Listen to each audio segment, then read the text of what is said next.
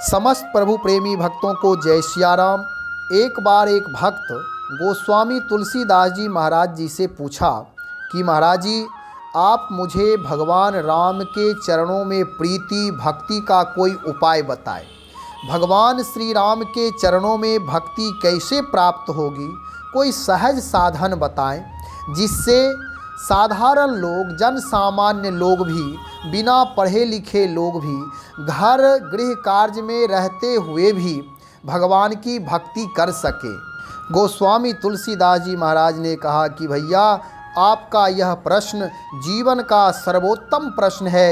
यही जीवन का प्रश्न होना चाहिए कि संसार में, इस लोक में आने का परम लाभ क्या है। तो वह लाभ है भगवान की भक्ति। वह भक्ति प्राप्त कैसे होगी?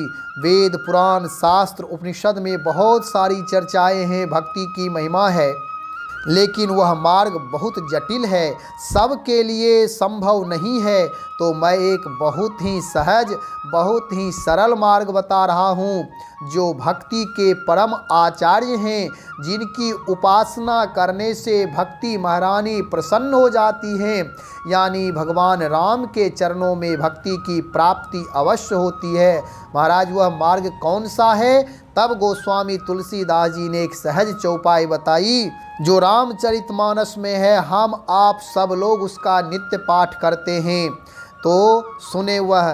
गोस्वामी जी महाराज कहते हैं, शिव सेवा कर फल सुत सोई, अविरल भगति राम पद होई। चाहे वह कोई भी हो, पुरुष नपुंसक नारी वा जीव चराचर कोई, चाहे वह किसी भी वर्ण के हों, किसी भी व्यवस्था में रहते हों, किसी भी क्षेत्र में रहते हों, घर में रहते हों, बाहर में रहते हों, इससे कोई मतलब नहीं है। केवल गोस्वामी जी कहते शिव सेवा, भगवान शिव की उपासना करो, इससे भगवान राम के चरणों में प्रीति हो जाएगी। क्यों? क्योंकि भगवान शिव भक्ति मार्ग के आचार्य हैं, परम आचार्य हैं। वैष्णवा नाम यथा शंभु, भागवत में कहा गया है कि वैष्णवों के परम आचार्य, वैष्णवों में श्रेष्ठ भगवान शिव हैं। उनकी सेवा से, उनकी भक्ति से, उनके चरणों में प्रीति से वह भक्ति मार्ग प्रशस्त कर देंगे।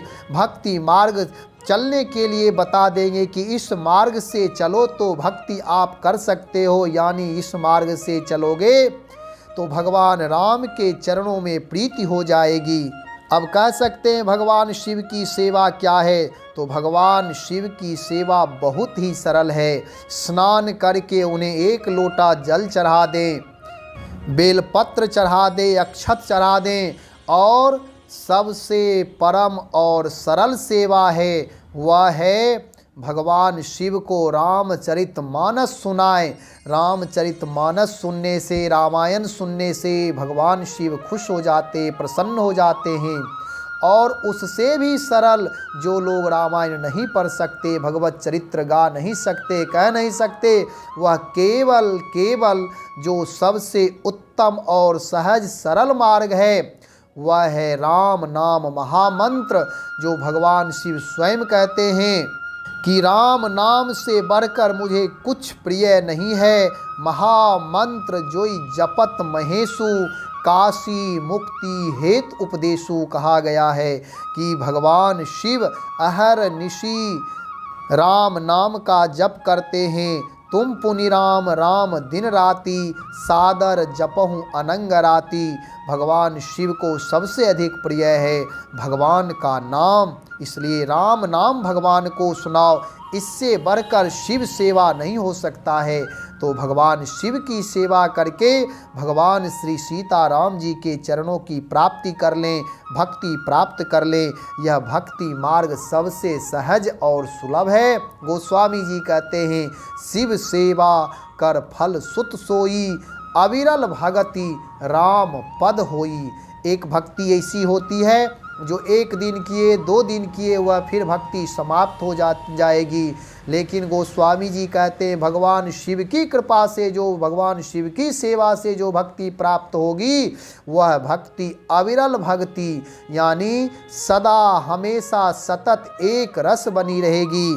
दिन प्रतिदिन भक्ति बढ़ती जाएगी, इसमें कोई संदेह नहीं है। इसलिए भगवान शिव की उपासना इस महाशिवरात्रि के अवसर पर करें।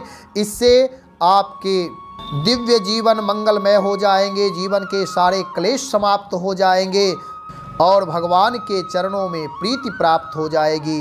जब भक्त यह सुना तो वह आनंदित हो गया, आह्लादित हो गया, आनंद से भर गया। महाराज, आज आपने मुझे बहुत ही सरल और सहज मार्ग बता दिया, जिसमें ना कोई कर्म कांड है, ना कोई ज्ञान कांड है। बहुत ही सरल मार्ग है, राम नाम मार्ग। इसलिए राम नाम का जप अवश्य करूँगा। ऐसा कह करके भक्त गोस्वामी जी के चरणों में गिर पड़ा। हम आप भी गोस्वामी तुलसीदास जी महाराज की जो बात है शिव सेवा करना, हम आप भी भगवान शिव को राम और रामायण सुनाएं। भगवान राम के चरणों में अविरल भक्ति की प्राप्ति होगी। श्री राम जय जय राम।